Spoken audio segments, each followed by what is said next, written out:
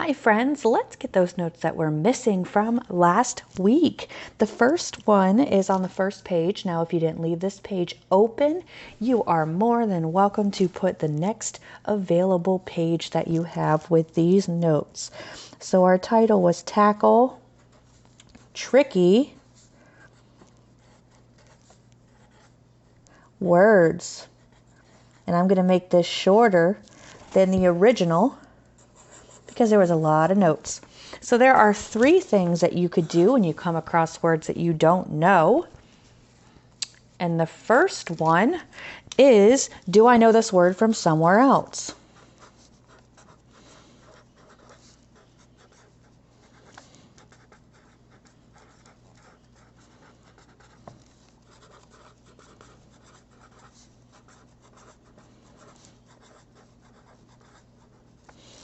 Think about where you might have heard this word somewhere before. How was it used? What could it possibly mean? Could it mean the same?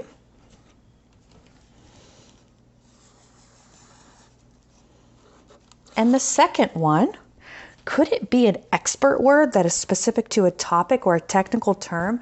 We are going to find words just like this when we are doing science. So could it be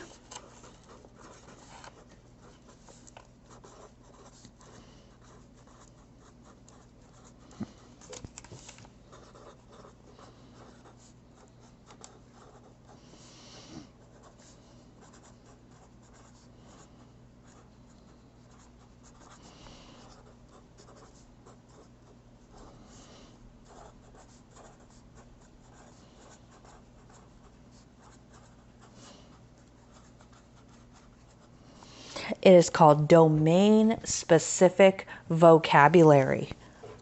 Domain means area, so it is a specific vocabulary to a certain area.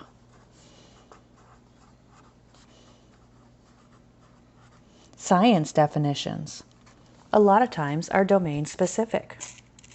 Like when we're talking about science and we use the word excretory system. That's only used when we're talking about the human body, the excretory system. So that is a domain-specific vocabulary word. I'm going to move this up a little. And the last one would be, are there any clues I can use to figure out what this word means using parts of the word?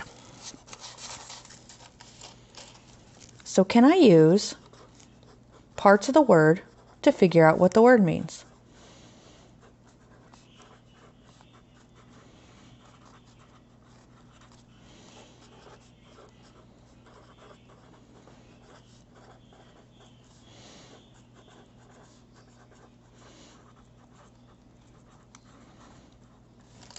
That means you would be using prefixes, suffixes, which are the beginning, a part of the word, beginning of the word, and then the end of a word, like ing, or we could use root words.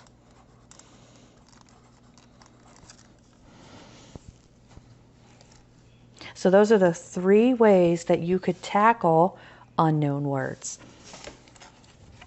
Do I know the word from somewhere else? Could it be an expert word that is specific to a topic or a technical term? Or can I use parts of the word to figure out the meaning?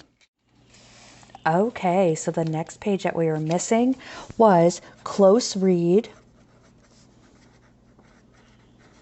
annotations. Now, a close read is when you look into the text closely. Okay? When we do a close read, we read at least twice, sometimes 3 times. Now, the first time that we read is to read to understand.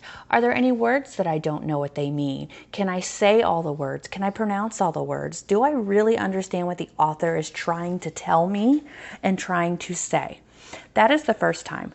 Then I go the second time, and that is when I want to answer questions that I might have to answer or get more information to understand it better. Look between the lines, make inferences, find the theme, look for the main idea, things like that. The second time, after I understand it, I can go back and look at more detail. So I'm not doing it all at once. Okay. Then the third time would be to look for evidence. When you're writing a short response, so you're trying to answer a question as a part A, part B, and most of the time you have a part B, and the part B is asking you to find evidence. So that would be the third time. So this is the before reading the first time.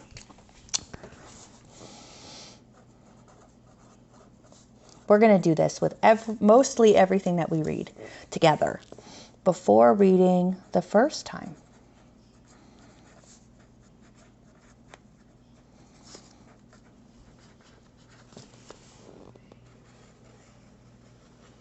Okay, we're going to preview the text. These are eyeballs. You're going to look at all of the pictures, all of the headings, all of the captions. Look at any bold words. You're going to look at diagrams or graphs or anything that are in there to see if you can guess or predict what it's about, kind of get a basic understanding of what the topic is going to be about. Then afterwards, you need to number the paragraphs, because most of the time when you have a question, it tells you what paragraph it's found in. So this is going to help you answer questions more quickly, and you won't be looking through a lot of text for no reason when you're looking for your answer. So that's before reading, and then I read it once. I don't look at questions. I always read it once, and then after I read it once, then I look at the questions, okay? So while reading the first time, okay,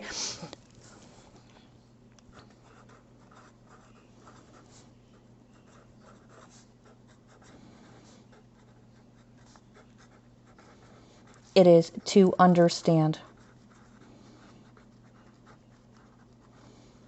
What you would use for your marks, annotations are just marks, is you are going to put a box around words you don't know.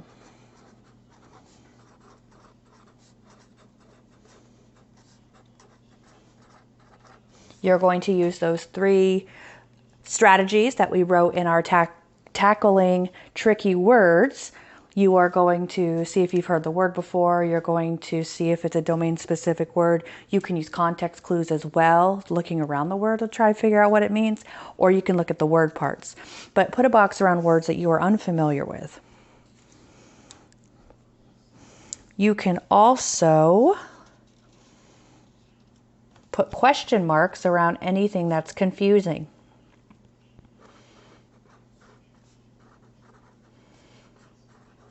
Now you don't have to put it around it, you can just write it next to it for confusing parts.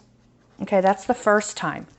So when you read the first time, you want to make sure that you are reading to understand what the author is trying to tell you. Physically understand the words. Now the second time,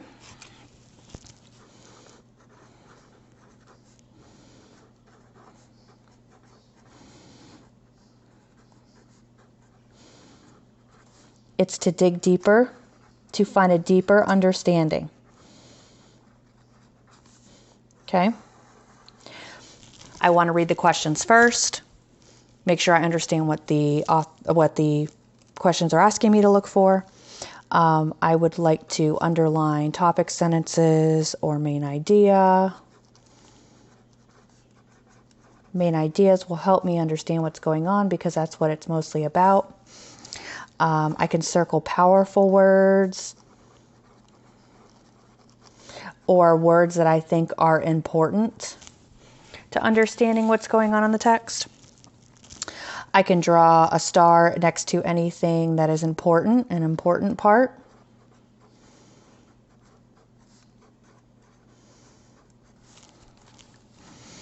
I can mark an interesting or surprising part. Oh, I didn't know that. Every time I read something, there's at least one of these.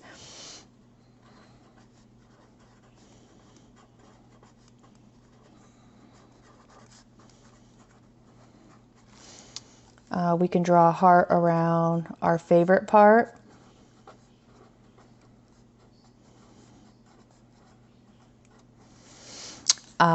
We could Do a C for any connections to things that you read before, to your personal life, to things that you've heard.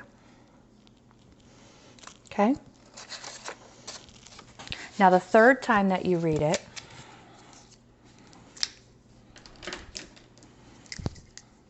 is going to be looking for those connections that you make in your brain with what you're reading, which is further than these connections. You're connecting what you're reading and the questions and evidence that you find in the text.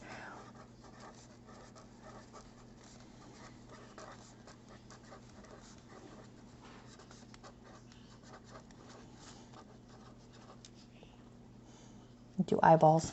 Look for evidence. Evidence is proof of why you're correct. Okay, you're going to look for evidence. Put an E next to evidence.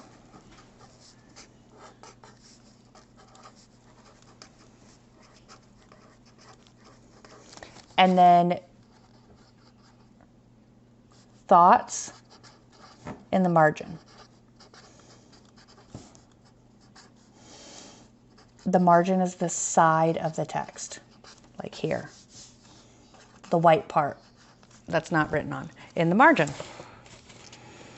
So those are our close read annotations.